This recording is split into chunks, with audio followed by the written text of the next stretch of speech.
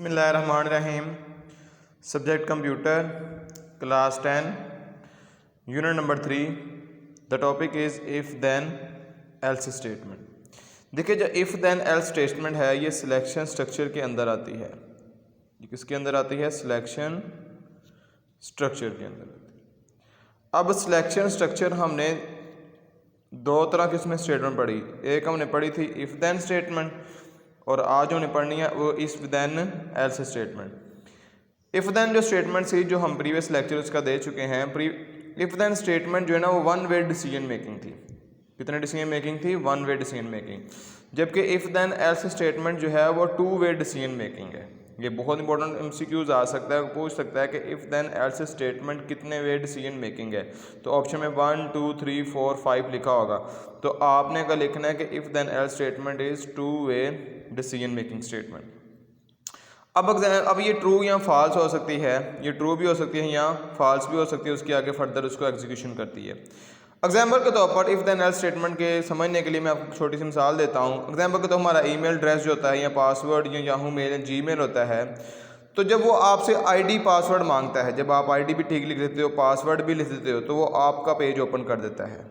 और अगर आपका आईडी ठीक है मगर पासवर्ड आप नहीं सही लगाते, वो दूसरा पेज ओपन कर देता है। तो अगर आप यहाँ पे देखें कि अगर आपने आईडी भी सही लगाया और पासवर्ड भी सही लगाया, तब आपको आपका पर्सनल पेज ओपन करेगा, अदरवाइज दूसरा पर्सनल पेज ओपन नहीं करेगा। क्यों? क्योंकि उसमें अगर दोनों डिसीजन ठीक होंगे तो आपका आईडी और पासवर्ड ठीक होगा, तो आपका पर्सनल जो है वो ओपन करेगा पेज, अदरवाइज ओपन नहीं करेगा।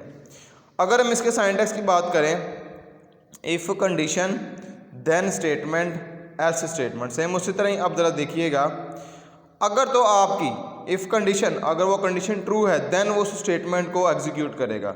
और अगर वो स्टेटमेंट ट्रू नहीं है तो वो किसके ऊपर चला जाएगा? इस स्टेटमेंट के ऊपर चला जाएगा। तब वो किधर चला जाएगा? इस स्टेटमेंट के ऊपर। ज़रा सुनिएगा, इफ़ कंडीशन, अगर वो आपकी कंडीशन सही है, देन वो इस स्टेटमेंट को एग्जीक्यूट करेगा।